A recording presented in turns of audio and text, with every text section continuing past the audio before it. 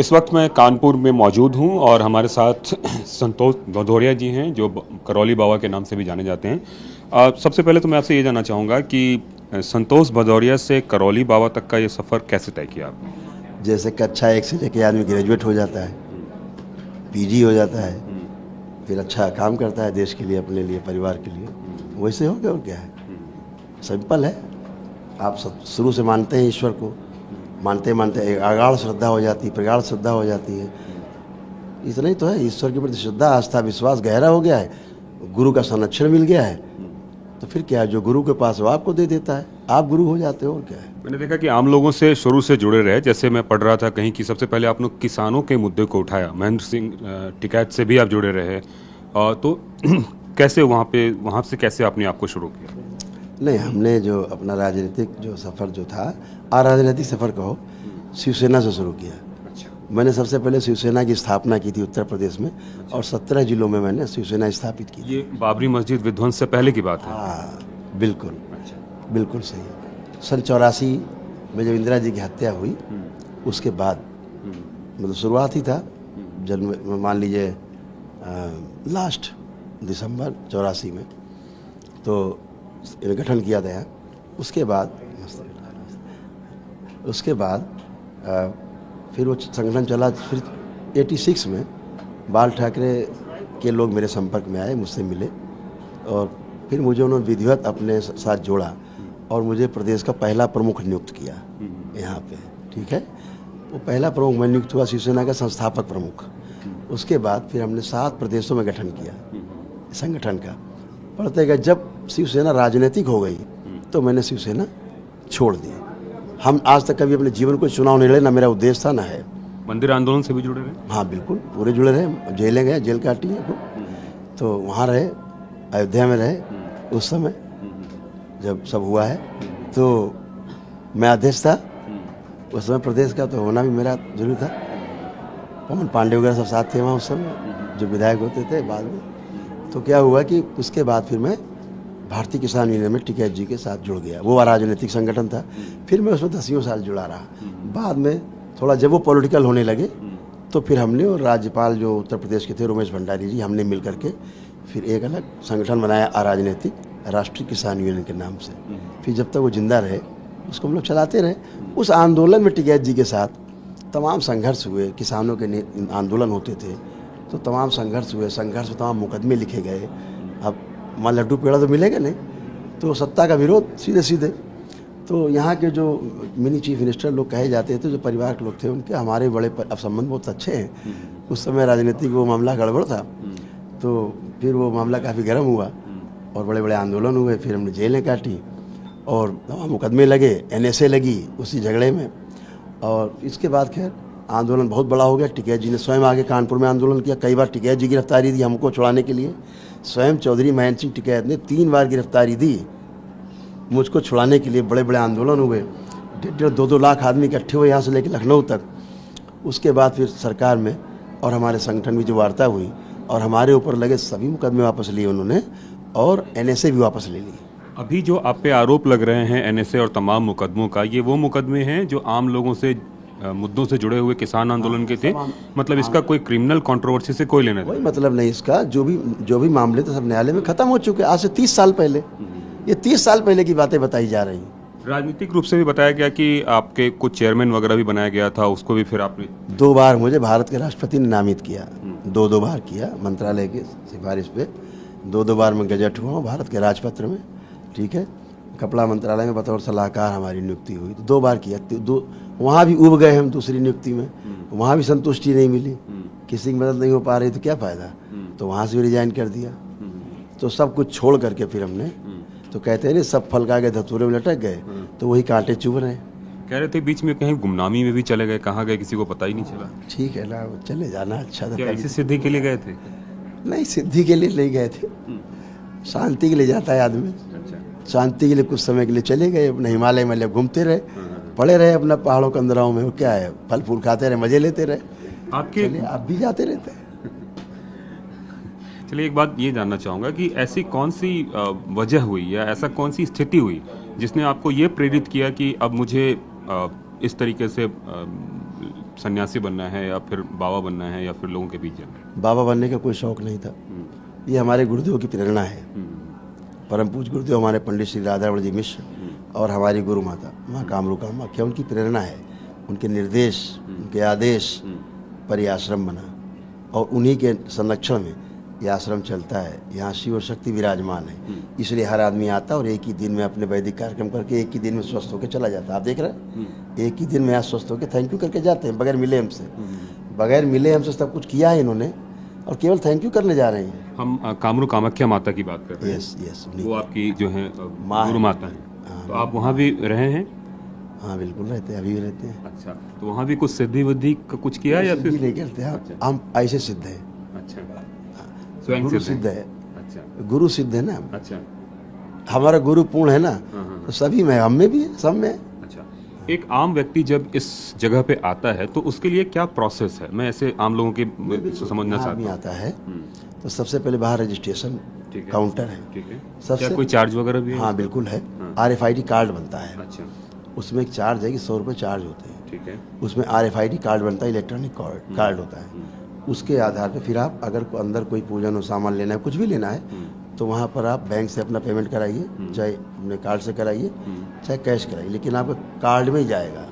आपको यहाँ पर अगर एक अगरबत्ती भी लेनी होगी ना तो आपको पैसे से नहीं मिलेगी, आपको कार्ड के थ्रू ही मिलेगी, RFID कार्ड से ही। पूरा डिजिटल व्यवस्था है। पूरा डिजिटल व्यवस्था, एक एक चीज़ का डेटा है। मोदी जी को आप मान रहे हैं? हाँ, मोदी जी के आधार पर चल रही है ये मोदी जी योगी जी के आधार पर दरबार चल रहा है। देश नेशन फर्स्ट के आधार पर चल रहा है।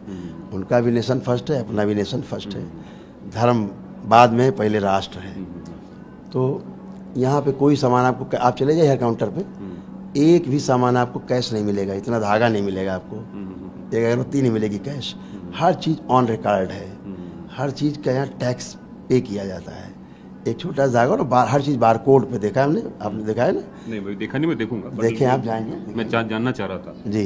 तो आप कोई चीज़ मांगे, हर चीज़ बार कोड लगा होगा, हर चीज़ कंप्यूटराइज होगी, किसी काउंटर पर केवल आपको बार कोड से करके आपको दे देंगे। तो इसलिए हर जगह सबका डेटा एक जगह है, हर चीज़ सीधे बैंक में जाती है, हर चीज़ का टैक्स देते हैं और खूब मज़े में आराम से रहते हैं। भक्तों को आनंद में रखते हैं, खुद भी आनंद में रहते हैं। किस तरह के लोग आते हैं अमूमन? जैसे कि अगर मैं जानना चाहूँ आम लोगों के लिए तो? यहाँ हर प्रकार की असफल, पूरे समाज में घूमे हुए लोग, सारे डॉक्टरों से पीड़ित, 10 साल 20 साल 25 साल 30 साल 40 साल से पीड़ित लोग, भक्त लोग, उनका परिवार पीड़ा से तड़पता हुआ यहाँ आता है।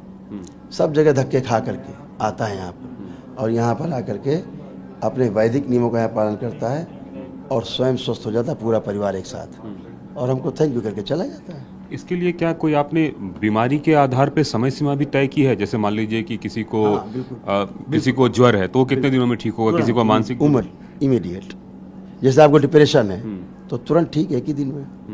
एंजाइटी डिसऑर्डर है, आपका एक ही दिन में ठीक। आत्महत्या हत्या खूब ख्याल आते हैं, मरने मारने का आते, खूब गुस्सा आता है, एक ही दिन में ठीक। पति पत्नी में तलाक हो रहा है, आपस में ले आओ दोनों लोग, एक ही दिन में ठीक। कोई डिमेंशिया है या बाइपोलर डिसऑर्डर है, सिजोफ्रेनिया है, जिसको लोग भूत प्रेत कहते हैं बीमारी, जबकि वो बीमारी है, भूत कोई है नहीं, अपनी स्मृतियाँ ब्रेन को पागल बनाए, आदमी झूम रहा है, वो एक ही दिन में ठीक, दोबारा झूमेगा नहीं, काम खत्म हो गया एक ही दिन में। जो जिंदगी भर चले जा रहे हैं प्रेतराज सरकार की जय बोलते हुए, कहाँ जा रहे हो, हाजिरी लगाने जा रहे हैं भाला जी, एक ही दिन में यहाँ ठीक ठीक। कोई भी मस्कुलर जो आपके जो न्यूरो की जितनी डिजीज हैं, है ना, जैसे OCD है, परिवार में तलाक की पहली वजह है, एक दूसरे को देख के चिढ़ते हैं पति पत्नी, पहले शक होता है, फिर चिढ़ते हैं, फिर नफरत घृणा, फिर अलग अलग, ऐसे बच्चों माता पिता में होता है। तो ये सभी चीज़ें एक दिन में ही ठीक हो जाती हैं, सब कुछ सेम डे। तो ये बीमारी कौन सी है, ये कौन तय करता है? ये लोग पहले से लेके आते हैं, बता के आते हैं, या फिर यहाँ भी कोई ऐसा सेंटर है जिसमें कि स्क्रीनिंग होती है कि आपको ये बीमारी है, ऐसा कुछ? खुद ही बताते हैं ना, मैं बीमारी, हम दरबार बता देता उनको कि आपको ये बीमारी, बोलते हैं ये है, खत्म। देश जो है एक तरीके से जाते हैं, देश चांद पे और मंगल पे जाने की बात कर रहा है। ऐसे में ये क्या ऐसा आपके पास कौन सा ऐसा इलाज है, क्योंकि हम एलोपैथ को मानते हैं, पूरा देश मानता है, पूरी दुनिया मानती है, जो कि अध्ययन पे आधारित है या रिसर्च बेस्ड है? ये जो हम कर रहे हैं अध्ययन पे नहीं, उठाइए पुरातन काल के सभी शास्त्र, वेद पुराण उठाइए, भरा पड़ा है। क्या जाने चिकित्सा विज्ञान, अभी एक पन्ना नहीं पढ़ा इन्होंने, एक पन्ना कहीं मुड़ता हुआ मिल गया होगा तो बन गई आधुनिक चिकित्सा विज्ञान। अरे पूरा तो पढ़ के देखो, इनकी हर दवा बदल जाती 10-5 साल में कि साइड इफेक्ट होने बंद करो बंद करो। हजारों दवा बंद होती है इनकी।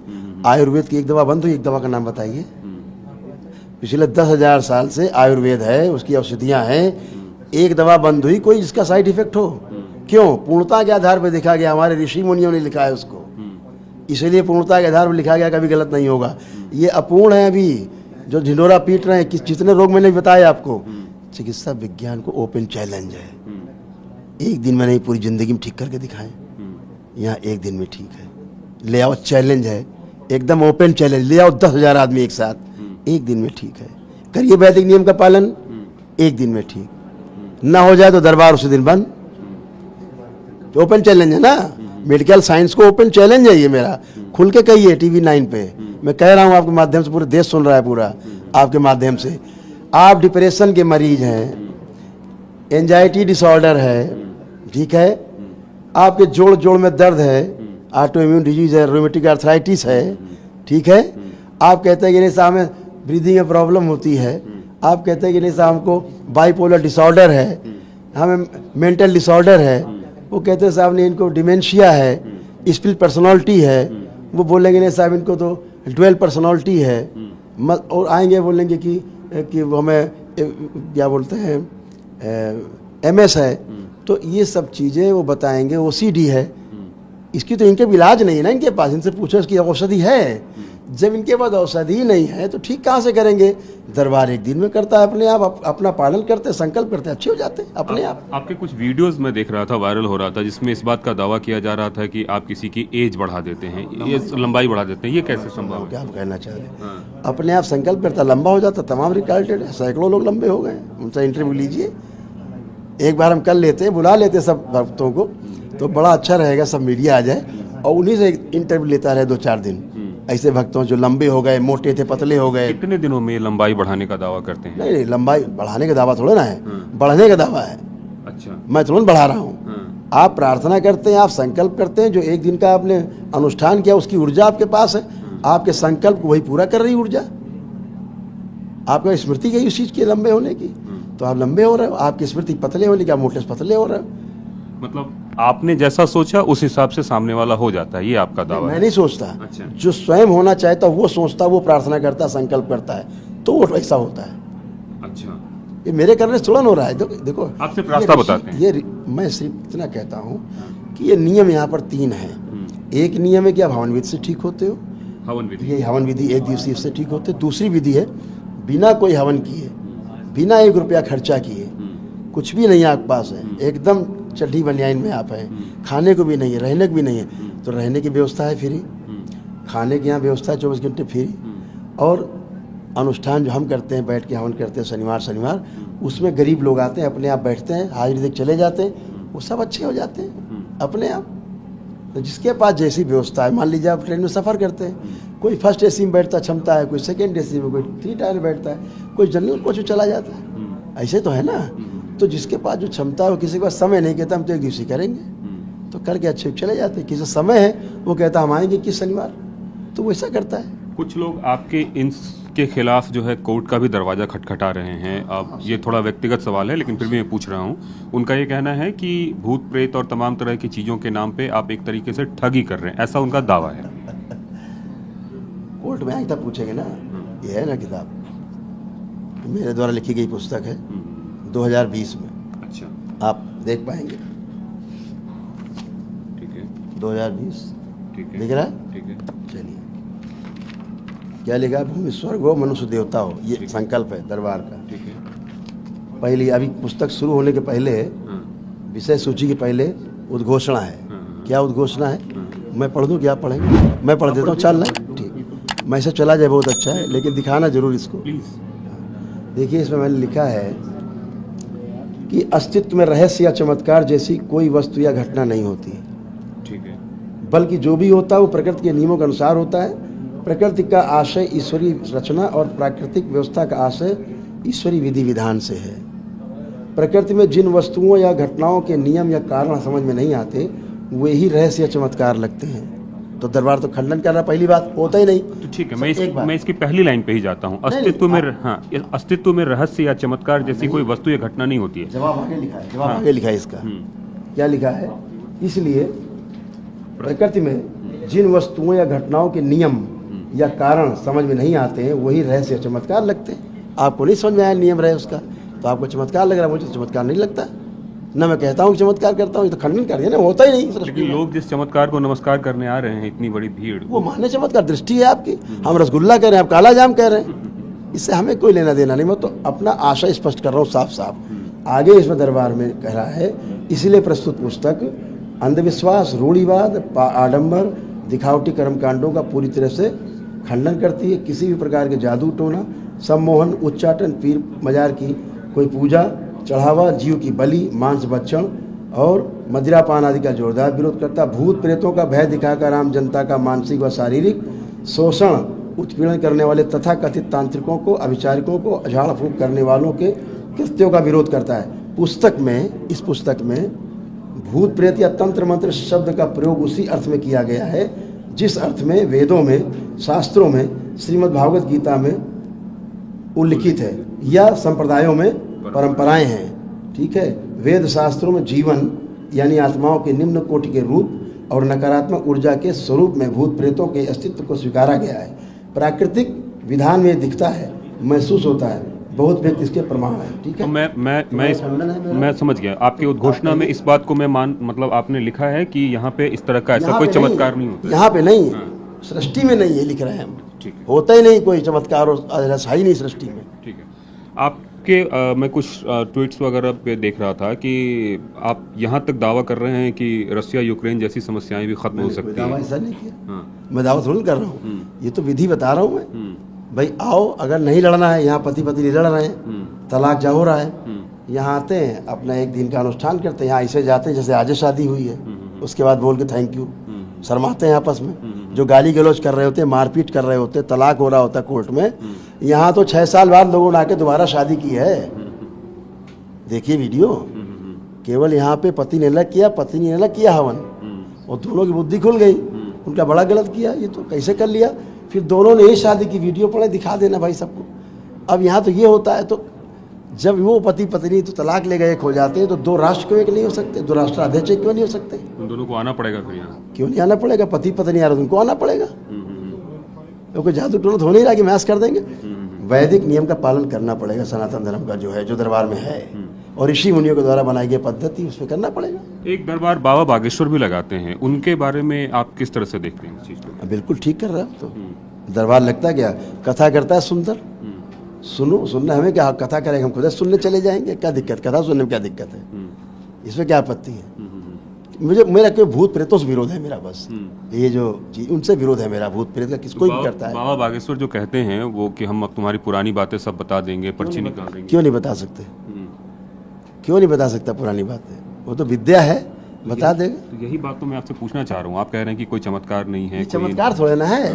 अभी मैं आपसे पूछूं, आपके पत्रकारिता के बारे में सब बता दोगे आप, क्योंकि आपने उसका अध्ययन किया है, आपने पढ़ाई की है। अब मैं इनसे पूछूं, बताओ जरा पत्रकारिता के बारे में क्या नियम, ये बता पाएंगे? तो उसने इसी की विद्या की साधना की है, शुरू से, बचपन से इसी में रहा है वो। तो और क्या मिलेगा उसको? अब वो स्कॉलर तो हो नहीं जाएगा, वो इसका स्कॉलर है, इसका चैंपियन है, इस विद्या का चैंपियन है ना वो, तो उसको तो बात करेगा ही करेगा। आप पूछो, आपके बता देगा कथा आपकी पूरी, क्या आपत्ति है बताने में? उसने ऐसा साधना की है, प्रार्थना की, गुरु सेवा की, तो मिला है कुछ। मैंने नहीं गुरु सेवा की, मुझे मिला है, तो मैं बांट रहा हूँ सबको, उसको मिला वो बांट रहा है, आपत्ति कहाँ है? बाबा बागेश्वर कहते हैं कि भारत को हिंदू राष्ट्र बनाना है, आप कितना सहमत हैं इससे? अरे हिंदू राष्ट्र किसको नहीं बनाना है? हम तो खुद ही चाहते हैं, लेकिन समस्या कि कैसे बने, अभी तो बन नहीं सकेगा। हिंदू राष्ट्र तो पहले से है, ये जहाँ इतना हिंदू है तो हिंदू राष्ट्र तो है, पहले से हिंदू राष्ट्र है। अब कागज बनाना है तो ठीक है, जब भूमि उठेगी, कुछ आगे आंदोलन चलाएगा तो ठीक है, हम भी साथ हो जाएंगे भाई। तो मशाल में आपकी भी एक रोशनी? हाँ, एक मसाल क्यों नहीं, सारी मसाले शामिल हो जाएंगी उसी आंदोलन में, क्यों नहीं शामिल होंगे? अगर हम बात इसके इतर थोड़ा सा करें, वो कह रहे हैं कि सनातन को भी जो है सामने लाना पड़ेगा, तो सबको, आपको सनातन धर्म को भी, बाबा बागेश्वर कह रहे हैं सनातन धर्म को भी सबको अपनाना चाहिए, तो आपको लगता है कि ये भी सब समस्या का समाधान है? बिल्कुल, समाधान तो यही है। बगैर सनातन ये सब जीरो है, बगैर सनातन ये सब जीरो है। सनातनी तो प्रकृति है, सनातनी पूरी सृष्टि है, सनातन तो नियम है ना। सनातन जो बात कर रहा है नियम की बात कर रहा है, मुंबई में नियम की बात कर रहे हैं। मुंबई में जब बाबा बागेश्वर का समागम हो रहा था तो वहाँ के राजनेताओं ने ये बोल के विरोध किया कि ये अंधविश्वास फैलाते हैं। आपको लगता है कि क्या वाकई में अंधविश्वास फैलाते हैं? अरे भाई ये अंधविश्वास है। लाखों लोग सुनने आ रहे हैं, देखने आ रहे हैं, मिलने आ रहे हैं, ये सब अंधविश्वासी हैं। अच्छा ठीक, मान लिया अंधविश्वास, तुम्हें क्या आपत्ति है? आपके पेट में क्यों दर्द हो रहा है? अंधविश्वास वो लोग कल के छोड़ के चले जाएंगे कल, बाकी लोगों के पेट में दर्द क्यों हो रहा है भाई? जो लोग आ रहे हैं, श्रद्धा से आ रहे हैं, बैठ रहे हैं, प्रेम से आ रहे हैं, कथा सुन रहे हैं, जा रहे हैं, तो क्या दिक्कत है? पेट में दर्द काहे के लिए हो रहा है? सिर में दर्द हो रहा है लोगों के, क्यों लाखों लोग चले आ रहे हैं? सनातन धर्म आगे ऊपर कैसे जा रहा है? जरा जरा बच्चे आकर के सनातन धर्म की बात कर रहे हैं, राष्ट्र को आगे ले जा रहे हैं, राष्ट्र की बात कर रहे हैं, तो दर्द होने लग गए पेट में। तो ये दर्द जो है जल्दी खत्म हो जाएगा। दो तीन मेरे सवाल ऐसे हैं जिसमें कि इस तरह के भी आपके ऊपर जो है आरोप लगे कि आपने कम समय में बहुत ज़्यादा संपत्ति अर्जित कर ली, ऐसा लोगों का आरोप। अंबानी से पूछो, अडानी से पूछो, अडानी से, अंबानी से पूछो जाके, बड़े कम समय में आप आगे चले गए हैं। तमाम लोग पूछिए, वो तो 10,000 करोड़ में चले गए, देश को लूट के चले गए। कहाँ से आ गया? अरे यहाँ तो भैया जो आता है भक्तों में खर्चा होता है, बचता है, टैक्स देते हैं, बाकी बैंक में जमा होता है, राष्ट्र के खाते में जमा है। दिक्कत कहाँ है? उसकी सारी एफडी होती है, पड़ी भाई, ले लो एफडी, ले लो सारी, और क्या है? सब बैंक में तो पड़ा है, राष्ट्र के नाम तो पड़ा हुआ है सब। तो इस तरह के आरोप आपको लगता है कि ये बेबुनियाद है? षड्यंत्र। कौन कर रहा है षड्यंत्र? हाँ, सनातन धर्म के विरोधी। देखिए एजेंट कैसे मोपू कर रहे हैं, चारों तरफ चिल्ला रहे हैं। एक बताइए, कोई एक छोटी सी बात कहीं हो गई है, हल्का से लपड़ थपड़ किसी को कहीं कुछ आपस जो भी हुआ हो, कभी आप ऐसे इकट्ठे हो गए? कभी इकट्ठे आप लोग, पूरा देश का मीडिया गया वहाँ पे? कभी गया? कभी नहीं गया। आज क्यों मीडिया इतना इकट्ठा हो गया, पूरा देश का नेशनल मीडिया खड़ा हो गया आकर के, अरे सर थप्पड़ कैसे मार दिया गया यहाँ? कभी गए? इसके पीछे लगता नहीं कोई है? नहीं लगता? आपको लगता है कि डॉक्टर साहब जो भी कर रहे हैं इसके पीछे एक षड्यंत्र है? बिल्कुल, एजेंट है वो, मोहरा बन गए हैं सनातन धर्म विरोधियों के, एजेंट है। एक एक्स डीजीपी है प्रदेश में, वो भी इसमें लगे हुए। उन्होंने थाने में बैठकर एफआईआर लिखाई है, बगैर जांच करने दिया, जांच नहीं करने दी पुलिस को। 1 महीने बाद आकर के एफआईआर लिखा रहे हैं। आप यहाँ आए, अगर आप देखो पढ़े लिखे लोग हैं, अनपढ़ आदमी बात अलग है, पढ़े लिखे, आपके साथ कोई घटना हो जाए भी यहाँ, कहीं हो जाए, आप तुरंत क्या करोगे? 112 डायल करोगे? पुलिस आएगी? नहीं करेंगे आप? करेंगे? वो साहब नहीं डायल करते, बोले नेटवर्क नहीं था। अच्छा चलो 1 किलोमीटर आगे चले गए, गाड़ी में आप थे अपनी, वहाँ मिला लेते। नहीं मिलाया, जब घटना हुई होती तो मिलाते। रास्ते में चौकी पड़ती है 1.5-2 किलोमीटर, रोड के ऊपर बनी हुई है, वहाँ भी कुछ नहीं बताया। उसी रोड पर 20 अस्पताल बने, हाईवे तक पूरे, किसी अस्पताल में चिकित्सा नहीं कराई। आदमी को चोट कष्ट होता तो सीधे जो पहला अस्पताल मिलता है वहीं जाता है ना, कि 50 किलोमीटर दूर जाएगा, नोएडा जाएगा, तो अस्पताल भी नहीं जाते हैं आप। उसके बाद आप प्लानिंग करते हैं दुनिया भर की, और प्लानिंग करके फिर आप घर जाते हैं।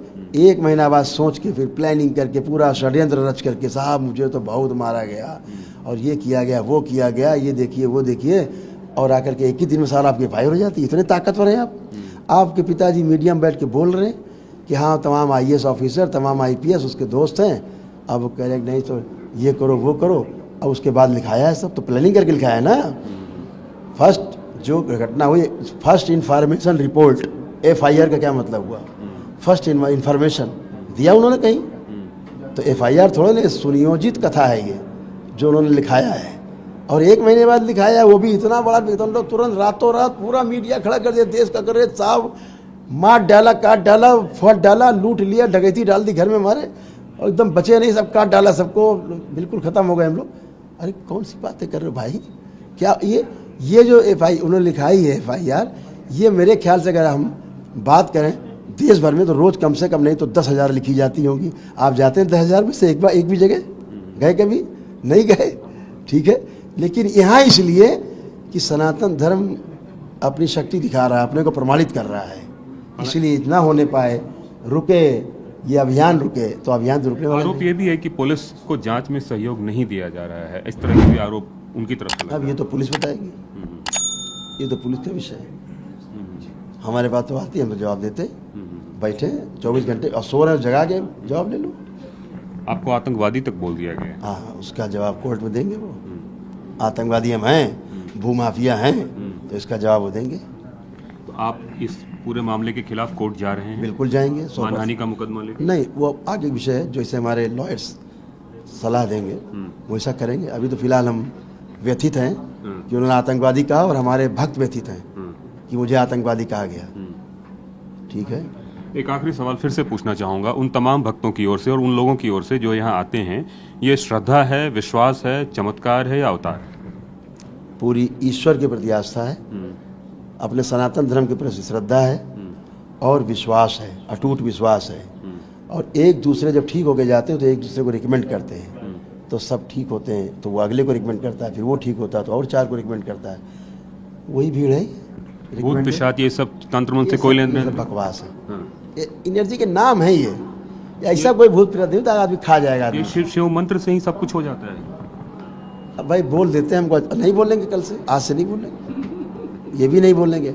अगर पेटेंट करा लिया किसी ने शिव के ऊपर और ओम के ऊपर पेटेंट किसी ने करा लिया है, और बैलेंस शब्द पे, संतुलन शब्द किसी ने पेटेंट करा लिया, तो नहीं बोलेंगे, क्लेम कर दे मेरे ऊपर। और क्या करें इसके लिए? चलिए, किसी ने पेटेंट कराया हो तो भैया क्लेम कर दो, भी झेल लेंगे हम। जैसे फर्जी ये झेल रहे हैं, लेकिन मेरे लिए बहुत अच्छा है। इसी बहाने आप सब मित्रों से बहुत मिलना हुआ, और ये देश में पूरा संदेश जा रहा है कि सनातन धर्म की ताकत बहुत बड़ी है। सब भक्त ठीक होकर बैठे हैं सामने। आपकी क्या समस्या थी जिसका समाधान यहाँ पे हुआ? मेरी समस्या यह थी क्योंकि मेरे को फिट्स की दिक्कत थी। मेरे फिट्स का बीमारी 2017 से थी, वो ख़त्म हुई। मेरा बच्चा बोलता नहीं था, वो ठीक हुआ। जो मैं संकल्प लेती हूँ वो मेरा मोस्टली पूरा होता है गुरुजी से। आपको कितने दिन में फिट्स ठीक हुए आपके? मेरे 1 महीना की दवाई चली थी बस, उसके बाद गुरुजी के पास आई, गुरुजी ने ठीक कर दिया। क्या किया गुरुजी ने? गुरुजी ने लेपन बताया मुझे और बंधन वगैरह बांधा, और ये क्या कहते हैं, ये संकल्प होता है मंगलवार का, वो करती हूँ, उससे ठीक होते जा रहे। अच्छा, उसके बाद से आप यहाँ रेगुलर आती हैं? हाँ जी, 2 साल हो रहे हैं मुझे, अब दूसरी साल लग गई है। आप कहाँ रहती हैं, क्या नाम? दिल्ली, पूजा सेठी।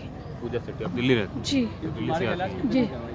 और उसके बाद उस वक्त आपका एलोपैथ का भी ट्रीटमेंट चल रहा था? एलोपैथ भी चल रहा था, होम्योपैथिक भी चल रहा था, उससे कोई इलाज नहीं पड़ा था, उससे कोई वो नहीं हुआ था लाभ मुझे। अभी आप पूरी तरह ठीक हैं? अब मैं पूरी तरह। आपका क्या नाम है? मेरा नाम रामचंद्र प्रसाद, मैं बिहार गया अत्री से आया हूँ। ठीक है, क्या परेशानी थी आपको? परेशानी 2019 से हम कुछ के चक्कर होकर गिर जाते थे। अच्छा। गया मेडिकल में जांच किया, इसका जांच किया, CT स्कैन क्या कहता है, ब्लड सब मेरा सही था। यहाँ हम फरका कोई कहे, कोई मिर्गी कहे, कोई हार्ट कहे, अब यहाँ कान से भी हमको रिम गिरता था। 8/2/2023 के यहाँ नामांकन किए, अर्जी वगैरह जो कहते हैं। अब उस दिन से 6 गो हमको शनि हुआ है और 2 गो कल परसों हुआ अथी अमावस्या। और करने गया कान वाला, बहे वाला, और करने गया चक्कर, और करने गया मिर्गी, करने गया फरका। अभी हमको बाकी है 21 को करना। अभी आप ठीक है? हाँ, अभी कान के रिमो ना है, सुनते थे नहीं, आप क्या बोलते थे सुनते भी नहीं, गाड़ी से हम चाप भी जाते थे। अब अकेले गला में टांग रहे थे काजी कि मेरा बिहार गया यात्री रामचंद्र प्रसाद जनार्दन यादव के बेटा का नाम पंकज कुमार, भतीजा का नाम सरवन कुमार। अब आप पूरी तरह से ठीक है? पूरी तरह से, लेकिन क्रिया बाकी है। 21 को हमको शनि करना होगा, शनिवार का, और 7 को अमावस्या। आप कहाँ से आए हैं? मैं राजस्थान अलवर डिस्ट्रिक्ट से। क्या नाम है आपका? अरविंद कुमार। अरविंद, आपकी क्या परेशानी थी? मेरी 5 साल से मेरे शरीर में दर्द रहता था, झंझनाहट पूरे शरीर में, और मतलब डिप्रेशन टाइप का असर रहता था। तो यहाँ आए हुए मुझे कुछ ही दिन हुए हैं, 4-5 दिन। अभी दरबार से जुड़े हुए मुझे 1 महीना हुआ है। तो अभी मेरी 80% समस्या बिल्कुल ख़त्म हो गई है। अभी पूरी हवन प्रक्रिया भी कंप्लीट नहीं हुई है, और यहाँ आके इतना मतलब मन प्रसन्न हो रहा है कि जितना डिप्रेशन सा रहता था, मन चिंतित रहता था, वो बिल्कुल यहाँ आके ख़त्म हो गया है। तो मैं तो यही कहूँगा कि ये सब जो साजिशें चल रही हैं, दरबार को बदनाम करने की साजिश है, और यहाँ जो भी आएगा अपनी मुराद लेके वो पूरा कंप्लीट 100% सही होके जाएगा। कब से आप परेशान थे? मैं 5 साल से परेशान था, मैंने पूरी बहुत दवा कराई, लेकिन रिपोर्ट में कुछ नहीं आता था, सिर्फ पैसा बर्बाद करने के डॉक्टरों ने। समस्या जड़ से खत्म हो गई? बिल्कुल, अभी 80% समस्या बिल्कुल खत्म हो गई है। वो मुझे 5 दिन हुए हैं। आप कहाँ से आए हैं बड़े भाई? नहीं, मैं तो आगरा से आया। आगरे से आए हैं। आपका शुभ नाम? मैं दिनेश चंद ठाकुर। क्या? दिनेश चंद ठाकुर। अच्छा, अभी क्या परेशानी हो रही है आपको? मेरे को जो मेरे गाड़ी लेके आया था। आज आप सिर्फ गाड़ी लेके? आप कहाँ से आए मतलब? हम कानपुर से आए हैं। अच्छा, आपकी क्या परेशानी है? एक लड़का रिजेंसी में एडमिट था, तो डॉक्टरों का इलाज चल रहा था, तो वो ठीक नहीं कर पा रहे, तो बाबा के पास फोटो दिखाया, तो बाबा ने कहा कि इसकी किडनी, गुर्दा, लीवर और पाचन तंत्र खराब हो चुका है। फोटो दिखाया तो उसी से बता दिया बाबा ने। फिर एजेंसी में डॉक्टरों ने यही बात डॉक्टरों ने ही बताई। फिर उनको वेदांता ले गए, बाबा ने बबूत दी तो थोड़ी आराम मिली, फिर वेदांता ले गए तो अब मरीज ठीक हुआ। एजेंसी में एडमिट था, नहीं ठीक हो रहा था, बाबा ने जो बताया वही काम किया तो ठीक हो रहा था। बाबा के बबूत से आपका मरीज ठीक हुआ? हाँ, उससे काफ़ी लाभ मिला। फिर वेदांता ले गए, वहाँ ठीक हुआ।